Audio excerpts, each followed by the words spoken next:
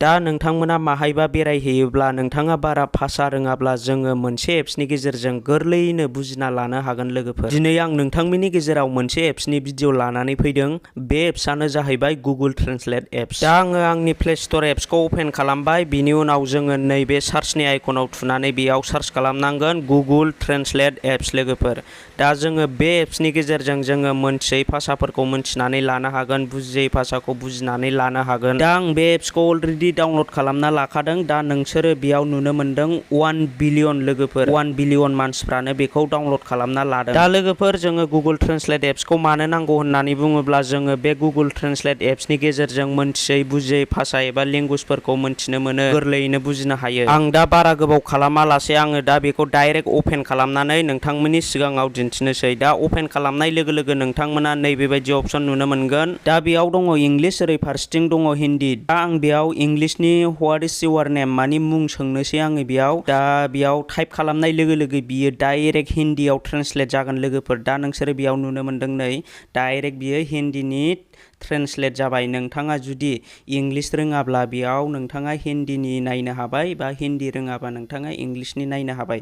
बेबायदिनो जोङो मिन्थियै भाषाफोरखौ, बुजियै भाषाफोरखौ गोरलैयैनो मिन्थिनो मोनबाय। दा जों बेखौ गोसोबा खोनासंनोबो हायो लोगोफोर नैबेयाव थुनानै। आपका क्या नाम है? दा जों बेबायदिनो गुबुन गुबुन भाषायाव ट्रेन्सलेट खालाम बुजिना लानो हायो। दा आं आरो बेयाव हिन्दीनिफ्राय नेपालियाव ट्रेन्सलेट खालामगोन। हिन्दी लेंगुवेजनिफ्राय नेपालियाव ट्रेन्सलेट खालामनो थाखाय नैबेखौ हिन्दीयाव सेलेक्ट खालामना लादो आरो नैबे मोनसेखौ नेपालियाव सेलेक्ट खालामनानै लादो। बेनि उनाव बेयाव नोंथाङा मा सोंनो गोसो हिन्दीनि सोंनो हासिगोन।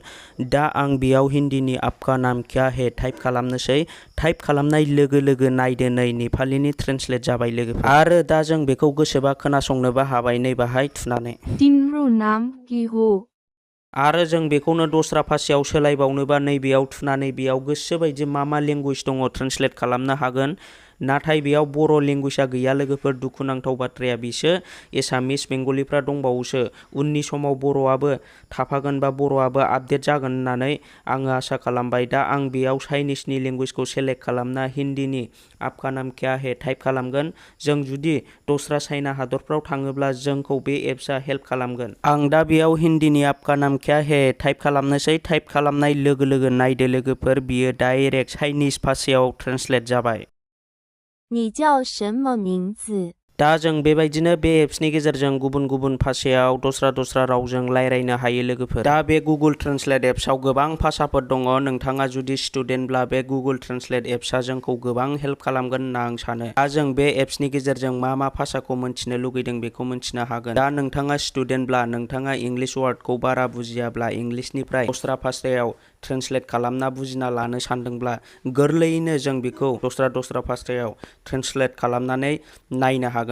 बेखौ खालामना लानो थाखाय लोगोफोर नै नोंथांमोना नैबाय मोनसे केमेरानि लग' नुनो मोनदों। बेयाव थुनानै होयोब्लानो बियो डाइरेक्ट केमेराया अपेन जागोन आरो नोंथाङा इंलिश भाषानिफ्राय दस्रा भाषा बा दस्रा रावाव ट्रेन्सलेट खालामनोब्ला नोंथाङा मा रावाव ट्रेन्सलेट खालामनो बेखौ सेलेक्ट खालामनानै लानांगोन। आं दा इंलिश वार्डनिफ्राय बेंगलियाव ट्रेन्सलेट खालामगोन लोगोफोर। बेखौ खालामना लानो थाखाय आं दा नैबे इंलिश आरो नैबेयाव बेंगलिखौ सेलेक्ट खालामना लाबाय। दा आङो इंलिश निउस मोनसे स्क्रिनशट खालामना दोनखादों। आं दा बेखौ ट्रेन्सलेट खालामना लानो थाखाय नैबे केमेरानि ल'ग'आव थुना होनोसै। थुना होनाय लोगो लोगो नायदो लोगोफोर डाइरेक्ट इंलिशनिफ्राय बेंगलियाव ट्रेन्सलेट जाबाय। नोंथाङा जुदि बेंगलि भाषाखौ मोजाङै बुजियोब्ला नोंथाङा दा गोरलैयैनो बेनिफ्राय बुजिना लानो हाबाय। दा जों बेबायदिनो गुबुन गुबुन लेंगुवेजाव बे एप्सनि गेजेरजों ट्रेन्सलेट खालामनो हायो लोगोफोर। आरो नोंथाङा बे इंलिश वार्डखौनो दस्रा हिन्दी एसामिसफ्रावबो सोलायनो हाबावोसो।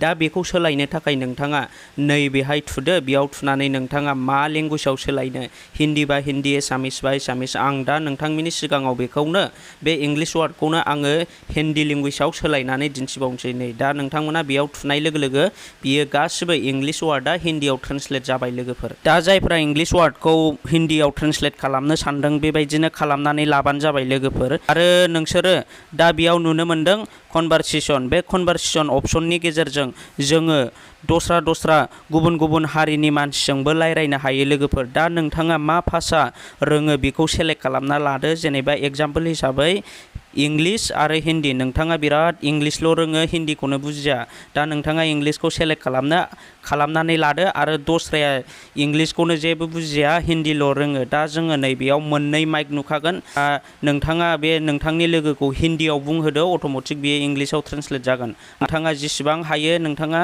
इंलिशाव बुंदो अट'मेटिक बियो हिन्दीयाव ट्रेन्सलेट जागोन जोङो बेबायदिनो गुबुन गुबुन हारिजोंबो बे कनभारसेसन अपसननि गेजेरजों जोङो रायज्लायनो हायो लोगोफोर बे एप्सनि गेजेरजों बे गुगोल ट्रेन्सलेट एप्सनि गेजेरजों दा नोंथांमोना गुगोल ट्रेन्सलेट एप्सआ मा बे भिडिअनि गेजेरजों जायफोर मोनथियामोन एसेबाबो मोनथिबाय होननानै आं सानो दा दिनैनि भिडिअखौ आं बेयावनो दोनथ'नो सानबाय लोगोफोर दा नोंथांमोना सोरबाफोर आंनि चेनेलाव गोदानै फैदोंब्ला अननानै आंनि चेनेलखौ साबस्क्राइब खालामना होदो दिनैनि भिडिअखौ आं बेयावनो दोनथ'बाय बाय बाय लोगोफोर